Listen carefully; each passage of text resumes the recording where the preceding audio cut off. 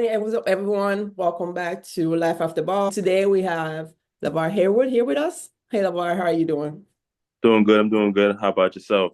I'm doing great. Thank you so much for joining us. Thank you for So today we would like to hear your story, learn about your, experience transitioning out of sports into what you're doing today.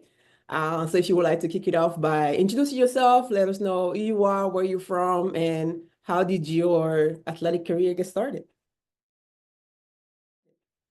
having thank you for having me. Happy to be here. Started my journey. I'm from Brooklyn, New York, and kind of started my journey as anyone else from coming up in the inner cities, just playing in the parks, playing basketball. And I initially didn't like basketball as much. But as I got older, I realized, oh wow, I have an inkling for the sport. And as I got older, I realized that, oh wow, I could do a lot of different things with the sport, such as traveling. And that's kind of where my love for the game grown. But that's great. So tell me, I'm guessing you played college ball, right? Oh Uh, yeah, yeah, yeah. so let Okay, me know, how was that experience and where did you go? okay. And let's start Um, there. Yeah. okay, because this journey is kind of crazy. I want to hear Starting it. Yeah, give me the crazy. Okay, starting from middle school, I always told my mom and my dad, "Hey, I'm going to be going to prep school." Didn't really know what that was going to look like, but I knew I wanted that.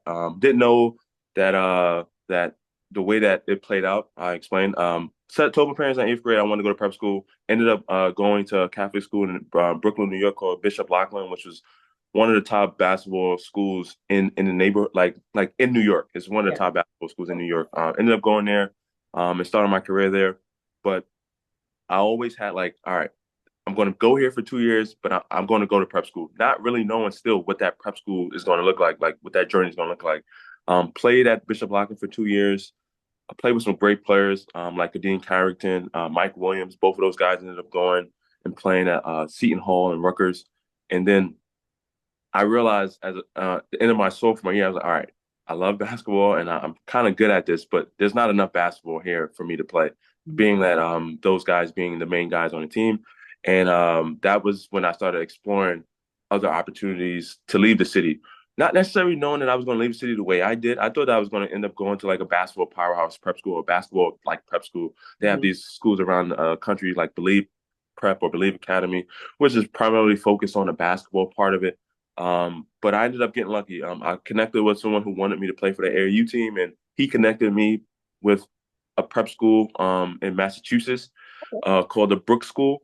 And I ended up that experience and that connection ended up changing kind of the trajectory of my life and the trajectory of. How this connection getting into this school in Massachusetts got you to, to your college career? Okay, so yeah, so ended up going to this prep school in Massachusetts, where interesting enough, when I was at the school in Bishop Loughlin, not that this is a cool detail, but I had one of the highest averages on my basketball team at Mhm. Bishop Loughlin, and someone would say, "Oh wow, good job," Right. but no, I had a 70 average as a sophomore in high school, and that was the highest average on the basketball team. But when I transferred to go to this prep school was like, "Hey, like we like your potential, we see you're a great kid, but like you know." We're going to give you a shot. They gave me a shot because I academically I would not like this just two worlds that, but they saw potential in me. I ended up going to this prep school. I ended up changing my whole outlook on life, but as well as basketball. Because I realized that I was applying a lot of like my energy and my effort in learning about how to get better at basketball, and I realized that I could use a lot of those skills that I was doing in basketball in the classroom. And Yep. once I kind of made that switch, that was kind of like, oh wow, like I am smart. Oh wow, I can do a lot more on the court and off the court. Mhm. But I bring that up because initially I wasn't qualified. If I would have stayed at Bishop Loughlin, I would have had to go to junior college right out of high school. Mhm. But through making this change, I ended up going through the process of getting qualified and taking academics really serious, which led to me to be qualified and get a scholarship to go to to start my career at University of Maine. Okay. Um, which it gets really interesting. Start my career at Maine, being a freshman. Wow, like Yeah. being on campus, and being from Brooklyn, I have a lot of I'm very competitive. Mhm. So Going It's into so college, smart then. yeah, going into college, I'm like, all right, I want to play. Like, the school is not that it wasn't that good of a school. So I'm coming in like, hey, like I'm coming for all of that. Like, give me all that. I want all the minutes. But as I realized, you got to pace yourself. And started my career there, played there for 1 year. And interesting enough, after my freshman year, I felt like I did good enough. I mean, I only had five points as a freshman, but I had some good games and some games where I scored double figures, like against Marquette and some other schools. So I was like, all right, I'm doing good. And then my roommate at the time, his name is Isaac Van. He was averaging 16 points, and after the season's over, schools is reaching out to him. I'm like, oh wow, I could for sure get a school. But nonetheless, I ended up transferring to junior college, which is So kind of ironic you because ended up there anyways, yeah. it's kind of ironic, but no part of my story has been like, oh wow, like a walk in the park, or like, Right. looking back, hindsight 2020, probably do things a little differently. But it just adds to my story. Ended up going to junior college in Concordia, Kansas. Ended up playing for one of my neighborhood. One of the people in my neighborhood was a coach at this junior college. So I trusted the opportunity, trusted the that I would get to where I needed to go. Ended Mhm. up going there, playing there. Had an okay experience. As you probably you know about junior college, but I Mhm. don't think you can go to junior college, but it's the dog eat dog world. So I learned my lesson. Like, oh wow, especially being a D1 transfer, like people are coming, people are coming for me. Even though I wasn't from a crazy university, but just being D1 and all these people at JUCO want to go D1, Right. it was a crazy experience. But um, thankfully enough, I ended up going to getting a scholarship. Ironically, I got a scholarship from a school that was recruiting me before I even went JUCO. But I ended up getting a scholarship to South Carolina State, and I didn't even just mention the biggest part of me going to JUCO. I like fractured my ankle and Oh, missed half of the season, oh and even wow. I missed half of the season, like physically, like I was practicing and stuff on a broken ankle. I didn't know it was broken, but I was playing on it. So I say I missed, but I missed it because I just wasn't able to play. But I tried to play because no one wants to get hurt in JUCO, because like this is where it's going to end. Oh wow, I'm nervous, but I ended up playing on it, and I was fortunate enough to accept the scholarship to South Carolina State, where which is a historically black college, which kind of changed my whole outlook again, going to a historically black college as a young man, and kind of gaining my independence and gaining my confidence about what it means to be a young black man in America. You almost find like your identity all over again, right?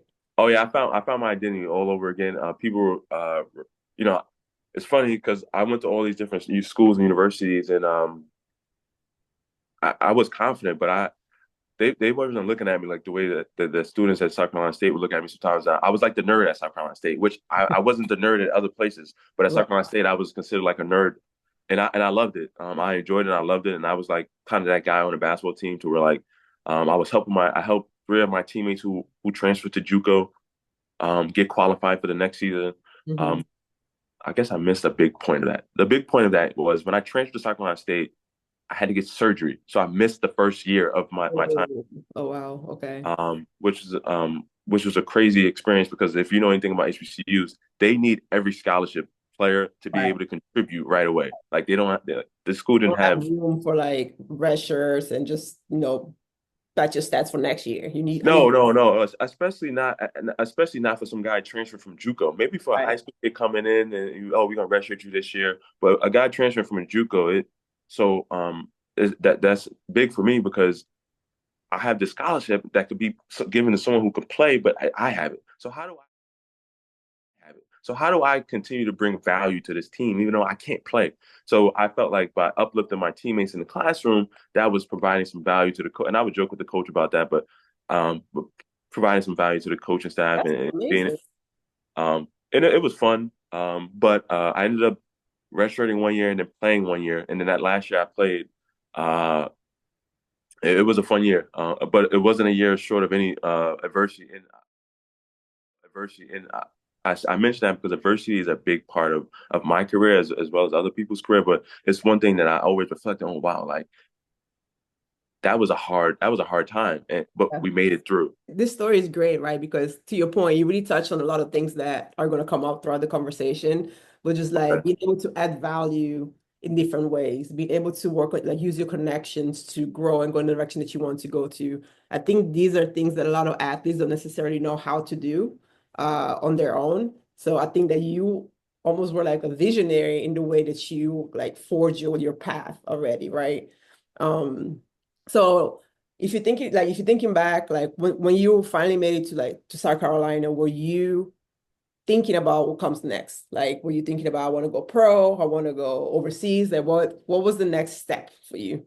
Um, I'm glad you asked that question because sometimes as I get into telling that story, you miss so many different things because like what's the most important thing? But to your point, when I got to South Carolina State, that was a big moment for me because that summer I couldn't play basketball that whole summer, so I had to find something else to do, and that's when I learned about like I got my first job that summer, and which was amazing. But I also realized like, oh wow, like this basketball could be taken away from me very quick, and I Mm-hmm. don't like the way this feels, not having anything else to do Mm-hmm. outside if I can't play basketball. So that's when I fell in love with other things like finance and investing.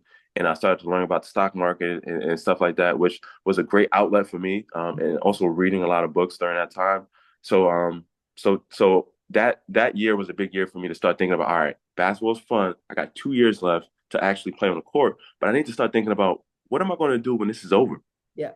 No, I that's got yeah, no, that's a great point because again, we don't think about that. We're tunnel vision, basketball, basketball, basketball. I'm gonna hoop forever. My body's gonna be great. It's not true, but we don't think about that. So once again, you kind of are ahead of the curve, and I can see why you called yourself the nerd because you were able to use that time where you were not playing to practice the other muscles, right? Like your mind. yeah, I just realized being from Brownsville, Brooklyn, like how far I had came, and I realized that all right, like like this can't be what it like after this is over. That just can't be it. Like, it has to be something else after this because like at this time, we will go to the college AAU tournaments, and they always tell us the statistics of us going to the NBA. And by Hmm. the time like at this point in my career, I'm like, all right, I love the game. I'm not going to tell myself that I'm not going to like shoot for aspirations and stuff like that because then that could affect the way you work and stuff like that, your workouts and stuff like that. But I am realistic with myself. So um I put like that year that I redshirted, I was working out, but I was also doing other things that I enjoy doing. But I'm working out to get back to what I was before after the surgery. So I ended up getting back to where I was prior to surgery, feeling good, feeling really athletic. And then I go into my playing year at South Carolina State, and I'm the best. I'm feeling the best I've ever felt. And then same thing happens again in practice Oh, trying to be Chris Paul, and I hurt myself again. And then this time, when I hurt myself, I thought it was over. I went to the doctor. The doctor was like, "Hey, you may have to have surgery to play again." And I was like, "Wow, I'm not even going to get a chance to play these next 2 years. Or what is life like?" But so it brought me back to that point of because when I was working out to get back to this point, I kind of forgot what I was telling myself during the whole time when I was redshirting. Like, all right, like I have to think about I have to think about other things outside of basketball. yeah, When I was working to get back to where I was before, I put at my all I put it was no plan B. Like I yeah. had put my all into it. So when I got hurt again, that brought me back to reality. Like, oh wow, this could be taking again. Just So like I need to start planning. And I ended up finishing that. I ended up thankful to God. I ended up not needing surgery and being able to rehab for 2 months and being able to make my debut that season. And I didn't take nothing for granted that season. I prayed every day. I was very thankful, and I was able to make it back. But funny enough, during the season, my name got put into transfer portal. I didn't do it. I don't know who did it. I don't know how it happened. My name got put in transfer portal towards the middle part of the season, and I mean, crazy enough, I was playing my best basketball during this point in the season. So schools was reaching out to me, and I'm like, schools I'm wanted, me right now. like me, I'm wanted. So say all that to say, season's going. We ended up losing. But the game before we lost, I'm getting like messages from colleges that I never thought about going to. I'm like, wow, like, so I say that all that to say, even though my name's not officially in the transfer portal, I'm getting interest. So that's giving me confidence to know that hey, like when my name does go in the portal, I'm going to be wanted. My stats are wanted. So Yeah. how could I leverage this to kind of make the next big move in my life? And Hmm. and season was over. Thank my coach. was grateful for the opportunity, but like I told him even when I was redshirting, like, I want to get my MBA and stuff like that. And University of Portland reached out to me. The coach called me like, hey, like, would you be interested? And I'm like, yeah, coach. He said, all right, so we thinking about flying you out. And I was like, hey, coach, if y'all offer me, I'm going to commit. Because one thing that he told me in specific was, hey, we're gonna like if we offer you, we're gonna pay for you to play the first year. You're gonna get the scholarship the first year, but then the next year we're going to pay for you to complete your master's or Wow. the next year or whenever you want to come back and finish. And I was like, coach, no other school is saying that to me, at Right. least, maybe the other players to me. As someone who got injured twice, I'm thinking about, all right, this next year is like going out with a bang, but like, I'm probably not going to go pro, but I can't tell no one that. Like, that's between me and myself. And then what happens the next year is kind of interesting. And it's also sad as well. The next year is 2020, 2021 is COVID year. Over the year, yeah. So we talk about figuring out what happens next. When my last game in college is 2020, and then COVID happens, Yeah. everything stops. So you never, well, did you end up transferring to Portland or no? Oh yeah, yeah, yeah. So I ended up transferring to being a grad transfer in Portland and ended up playing 1 year, and then that And next year, COVID happened. I completed my MBA and yeah, so it was kind of crazy how it worked out because So yeah, it's definitely not the way you will hope to come to the end, right? Because again, things got taken away from you without anything. You didn't have control, which is regardless to the way it happens as athlete, a lot of times we're not in control of how our career ends, right? You're too old, your body gets old, like gives out, the team doesn't want you anymore, but we need to start thinking about what to do after. And so the goal of Global Life is to create a platform that will help athletes transition to life after sports in a more sustainable way with resources that can actually help you figure out your path on your own, or if you want to ask for help with like, service providers and resources, etc. But in a way that at least is like you feel supported and not just thrown out there and just like, shooting and hoping to hit something. Um, so I think like your story is the best case scenario of what each athlete should be able to do, right? Like what else can you focus on outside of your sport? Because you never know how it ends, right? and to be honest, that was just because I was getting hurt and injured. Which brings a new reality. Like once you get hurt and injured, it's like, oh wow, like I'm just as good as my next like my last game. Like no Yeah. one really like people care about you being hurt, but like But it, you're it, you're not an asset anymore to the team. So let me ask you this. Once you got to the point where you realize, okay, basketball is over, I graduated, I got my master's, now it's COVID. What was your shift? Like, how did you move on to the next stage? And what did the next stage look like for you? 2019, 2020 is my last year of college basketball that I'm playing, but I still have 1 year left to finish my master's. So Mhm. University of Portland, a part of the program when I was there was you play that 1 year and then the next year you'd be a grad assistant within the athletics department. Mhm. So that next year, during COVID, I was a grad assistant in the athletics department. But I also had a job. One of my friends worked at Northwestern Mutual. Mhm. Well, I had an internship working at Northwestern Mutual, so which is sales. So that was my first like actual like internship out of college. It's pretty serious. Like the office was on Wall Street in Manhattan. So working in sales was kind of an interesting thing because it's scary, Mhm. but it kind of got me out of my bubble. And I was able to kind of have some influence in my community back home in Brooklyn. And I was able to sell some life insurance policies, which that's what I was doing. I was selling life insurance to people in my community. And I had some success with that, which I found a lot of value in, even though the conversations were very difficult and very hard, but it was very important once I realized how important, like what I was doing. And Yeah. I was able to sell that the same way I was able to kind of do some things in my basketball career. And I started to see, oh, wow, I have a lot of transferable skills. Yep. So 100%. like, wow, like being able to have tough conversations, being able to kind of be tenacious, being able to have time management. So I have a lot of things that like I can use in other areas that's not just like basketball related. So that was the first one. And I enjoyed working at Northwestern Mutual, but I was also working in the athletics department.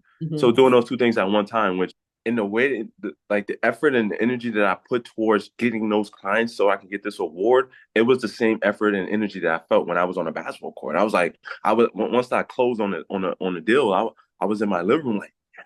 like I was so proud and excited. And that was the first time, and since I had played like basketball, like in a functional game, a structured game, that I was like, wow, like this feels good. Yeah, no, that's Um, awesome. That's awesome. so Do you think having this type of position, this type of job help you manage like your identity, like not getting lost in I'm not an athlete anymore, who I am, but you were able to still bring that tenacity, that athletic mindset in your next stage and kind of help you stay grounded in who you were? Like, did you go through like an identity? I know I did, and that's why I'm asking, right? Like, did you go through an no, identity crisis at some point where you were like, who I am and what am I doing with my life? so for me personally, I did. It's different for everybody, but for me, I had that crisis in high school Mm. when I transferred to go to the boarding school where like, yeah, I had a like I was a basketball player, but it wasn't a basketball school. It was like a basketball slash academic school. So like I ended up being an exchange student. So I got to go to Hungary and for a period of time. And I did Oh, all these different things that had nothing to do with just basketball. And people they value my skills on the basketball court, but they also was like you're so much more. Even though I knew that basketball was going to be the thing that get me to go to school for free. But when I got to college, I got away from that environment mhm. and I was like, oh wow, I'm a basketball player again. So what brought me back to those moments when I was in high school is getting hurt, and continuously getting like the times in which I got hurt, I was like, oh wow, like I'm not a basketball player right now. Okay. But when it was over, I like working at Northwestern Mutual, that was a great high. I felt really great about the experience. And then getting into Nike, now I realize that I'm okay. I can still be an athlete, like, Yeah, and still love the game and still love the experiences and being who I am today and still acknowledge that, all right, the way that I look through life is through being a former athlete. right. But I did have that crisis moment where I was like, all right, in junior college, I thought that I would be working if I didn't get a scholarship, I thought that I would be working at Walmart in Concordia, Kansas. That I was having a crisis. That I was like, oh wow, I can't do it. Like what am I going to do if I can't play basketball? Like, Yeah. so I did have those crises at different points in time. But once the game was like once I was done officially with college, I was like, okay, what's next? And then kind of things kind of fell kind of in place. So what do you do today at Nike and like how did you get there? Like what did that transition look like? So right now I'm a product analyst. So I support footwear and apparel for North America. The express lane business, which is a faster timeline business, Hmm. um, and we kind of support the North American consumer. Well, my journey to Nike is pretty interesting. It's interesting because the same way that I would reach out to coaches in high school and reach Hmm. out to coaches even when I was at South Carolina State and I had some of the good stats and I was like, oh wow, let me test the waters and see if I can get this coach to respond, this coach to respond. Um, Hmm. it's kind of the same, and it's the same thing I did in sales as well when reaching out to people. I used the same technique to kind of get my foot in the door at Nike, in a sense of I was reaching out to a lot of different people and networking, and I networked with a few individuals who went to the University of Portland. That was another big thing that I realized Oh as yeah, well. because you are This local too. Yeah. the school that you go to, there's so much value in it through the network of that school. And being in Portland, a lot of people who went to University of Portland worked at Nike or worked at Adidas. So I started doing a lot of networking. And then when you start networking like that, they introduce you to someone else, and then that person introduces you to someone else, Mm. and it starts this loop. So I think before I got my first job at Nike, I probably met with like 100 people. And it's funny because I think back to that experience, and it was probably one conversation that actually like helped me get the job. Right. But you kind of got to like like the basketball or sports approach, you kind of gotta put the time in. Yeah. Yeah. So someone else may have got it with one conversation, but I felt after I met with all those people, even though that one conversation helped me get the actual job, I ended up getting my foot in the door. Once I got my foot in the door, I had connections with so many different areas of the business, was helped me get my next job, which is the job I'm in today. Networking and learning the value of your school. You don't think about how valuable that is and actually maintain a relationship after, even though, because it shouldn't always be because you need something, but it's just like having like a genuine connection with someone and even what you can do for them. Like, how can you be of support and not just be like a one way that helps maintain it over time and actually being able to open those doors and give you more opportunities. So, No, actually, this would be a great segue to ask you if you could give an advice, right, to students thinking about a student athlete thinking about either going pro or not going pro and what to do next, what would be like your top three advice that you would give them? Give them. So the number one thing, or the few bits of information I usually give, because like I like to kind of pay it forward, and I speak to a lot of different people, whether in high school or still in college. Anytime I get to speak to anyone, I'm always like, because I feel like there's a lot of value in people's Mhm. experiences, because if I went through it, then the next person shouldn't have to go through it. And so the biggest thing that I always tell people when I speak to like college athletes, no matter what level, or even high school athletes, is the most valuable you're going to be is going to be when you're still there. So Mhm. how can not, in my opinion, so from my experience, you're going to be valuable afterwards. But like those folks that you're mentioning, like those alumni, because I realized when I was in school, there was a lot of alumni who used to come by, and if you could build relationships with them, those alumni and those people, and be curious and ask questions and not kind of be all to yourself in those moments, you could you could do a lot. You could do a lot in those 4 years or 5 years that some people are doing. You could do a lot in that time and building those relationships, being curious. It doesn't you don't have if you could invest a little bit of time earlier in your college career, in the middle of your college career, that could set you up for a whirlwind of success, even if you do plan to go play pro, because those relationships, because it's going to look a lot different when you get later down the line trying to build those relationships as opposed to when you were doing it when you were probably scoring 15 or 20 points, and those alumni is coming to talk to you because they feel good, like, wow, like this person.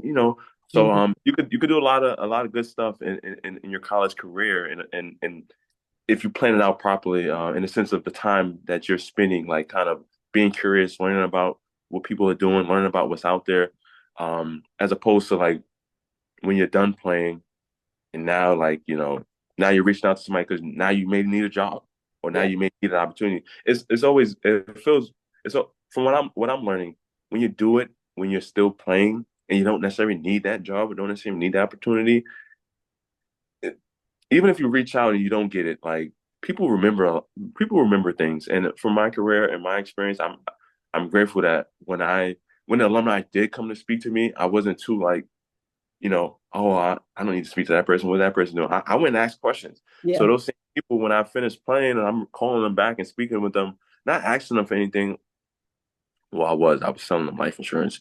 Um, I was still able to like, hey, what are you doing? Like, oh, I know you're doing this, but oh, what else are you doing? Then having a conversation to where Mhm. they may be able to give me some game and give me some experience on like, oh, maybe you could look into this or maybe you could look into that. That'd be one thing of advice. Another thing of advice is just enjoy it, but then also like find time to think about other things you like to do Yeah. outside of the game, because the game is precious, but time doesn't discriminate against anyone. At So all. everyone is going to have to drop the ball someday, Mhm. but the earlier you are able to kind of realize some of the other things you like to do, you can kind of you can find other outlets. Yeah.